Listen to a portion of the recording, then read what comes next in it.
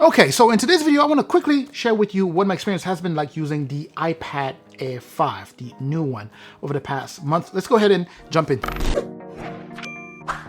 Now, first things first, as you can see here, it is still in the case. I keep it in the case pretty much 100% of the time, so no scratches when I last looked, none of that stuff. It has a screen protector, so I have no scratches on the display. I suggest you do the same when you buy a device, right? When you buy a device, if it's shipping out, make sure to go ahead and order something on Amazon, you know, like a case and a display, so that by the time the device gets to you, you also already have the other stuff where you could just go ahead and slap that against the device and be protected. So this guy has not seen anything other than this case since I got the case. But anyway, so physically, it's been holding up very, very well. I don't need to open this to show you, but I can tell you that it's been holding up extremely well, meaning no scratches, no dings, none of that stuff. So very good. Plus, the tablet itself is very well built. It's a pretty solid built tablet, as you would imagine. Now, with that being said, I just want to go ahead and jump on performance here, talking about the way it's been working. It's been working great, right? It's the M1 chip, as you know, or in case you don't know, it is the M1 chip, the same one found on the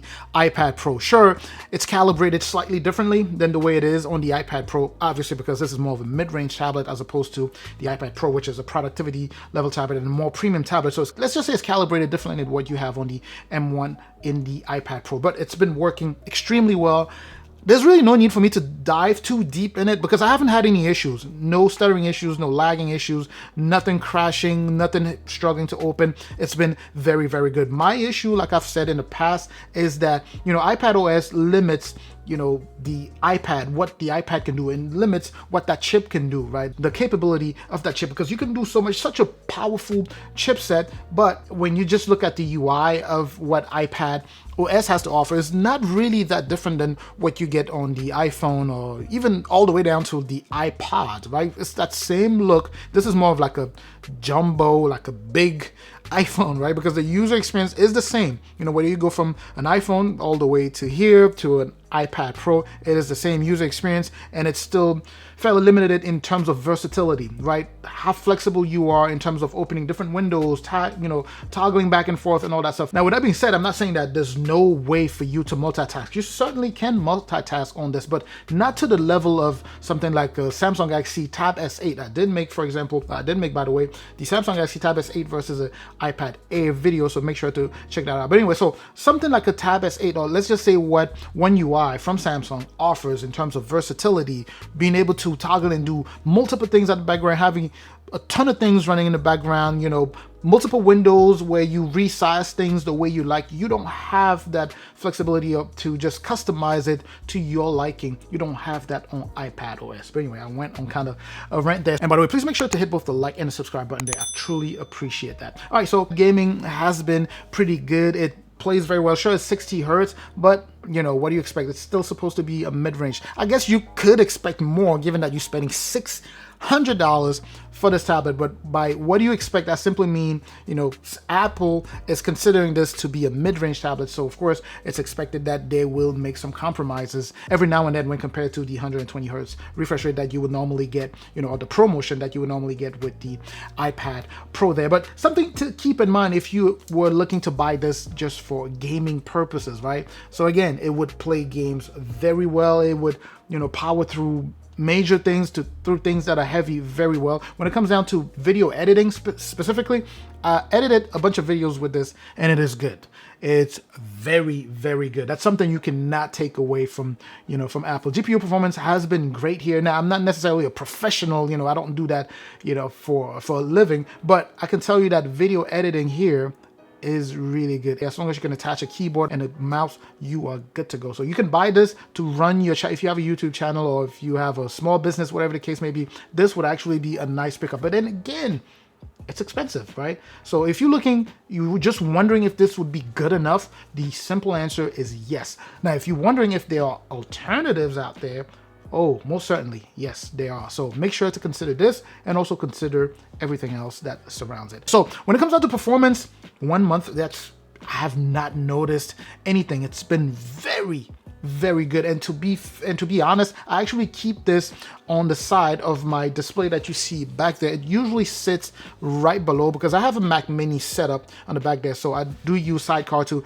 be able to kind of just toggle between both screens, because you can use this as a second screen, right? So I do use this to kind of extend my display, obviously because I have a Mac Mini that is set up back there. And in terms of the physical features, pretty much the same stuff, right? So quad speaker setup, but you actually get 2 speakers, even though it looks like you're getting 4, but it's actually just 2 speakers. It still sounds good. USB Type-C port is the same one you find on the iPad Air 4, right? So it hasn't been upgraded to something to the faster one that you have on the iPad Pro, but it works pretty well. So it's good to see that Apple was able to standardize things, right? So as they're doing slowly, we're slowly moving away from the proprietary Lightning port. So it's good to see that they have the fingerprint sensor, still one of my favorite stuff here. Especially works especially well with this case that I have here, because the case kind of guides your fingers straight into there for you to unlock the tablet. But anyway, so it works extremely well, and I have no complaints about that. Next year, we're going to talk about just the camera. We have a single camera module on the back there. It works decently. It's not, the best camera out there. We know that when it comes down to tablets, right? The cameras are not comparable to what you have on flagship phones, right? So it works pretty well for scanning documents. The better camera is actually on the front here, and it is that ultra wide camera. By the way, you will notice that today I'm trying to stay away from specs and just kind of tell you what my user experience has been like. So in terms of my experience, what you have here is a 12 megapixel camera that you will use that does have center stage. For those of you who don't know what center stage is pretty much when you are in a video call, the camera would adjust, it adjusts to make sure that you stay in frame, right? So if you're moving, the camera is going to kind of track you, and it would, go wide, zoom out and zoom in. Depending if you have people joining the call with you, then the camera would zoom out to make sure that everyone is included in that call. So that's a very, very nice feature that now is found across all of, Apple tablets, right? So you have that on the iPad 9, you have it on this one, and you have it on the iPad Pro. You also have it on the iPad Mini. So very, very nice addition there. Now, in terms of the Apple Pencil, I have no complaints with that. Same stuff. I still hate the fact that when you tap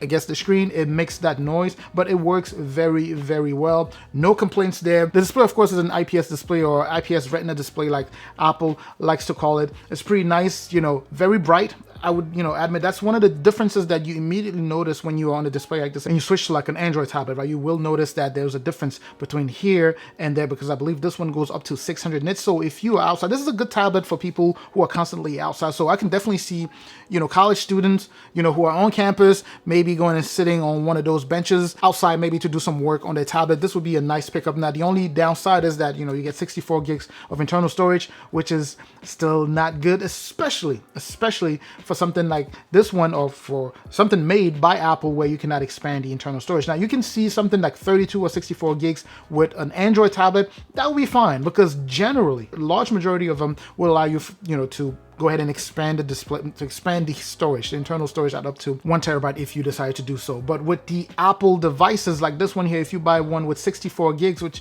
would run you pretty much $600, that's 64 gigs. That's all you get. If you do have, like I noticed, a lot of people who have Apple devices, have access, maybe they buy, the cloud storage in the cloud, then you'll be good to go. But if you are like the large majority of people who generally have maybe their SD card or micro SD card, like a 1 terabyte SD card, 512 gigabytes SD card that they want to use to add, to store their stuff, then this might not be a good choice for you. Or, you might just be better off going for this one, but going for the 256 gigs. Or even better, if you only have $600 to buy this, I would actually suggest for you to go for the iPad Air 4 and just go higher in terms of storage. So overall, it's a fantastic tablet for, students, especially college students. I could definitely see that, because you have these very fancy colors that, if you want to kind of spice up your life, I guess your college life, you could go ahead and go for one of these fancy colors. I could definitely see that being a very nice tablet for those students. Now, in terms of battery, it actually has a pretty good battery in there. Definitely would last you all day. It's subjective, like I always say, but for me, based off of my usage, I could definitely see the entire day with this guy here without any issue. So as long as you use it like it was intended, you won't have any issues with the battery. That's something I cannot complain about. But anyways, that's just my take on the Apple iPad Air, the new Apple iPad Air 5 here. It's a very good tablet. It's been working very, very well. If you're in the market for this guy here, make sure to consider what I said about the storage. You should go for 256 gigs if you can. I would advise people to just go for an iPad Pro, the 11 inches, because you get even more power where the M1 chip is actually, you know, unleashed there as opposed to here, right? And you also do get additional features like, you know, the 120 hertz refresh rate, right? It's smoother, you know, scrolling is definitely smoother. You get the better camera on the back there. So just something to keep in mind if you are in the market for this guy here. Anyway, I'm certainly hoping that this was informative. Let me know what any questions you may have in the comment section. Let's get that comment section going and get the back and forth going. Like I always say, share this video if you know anyone who would be interested or who is in the market for either this or an iPad Pro. Let me know what your questions. I will catch you in that comment section. I'm also going to catch you in the next video. Up until that next video, of course, as always, stay safe out there.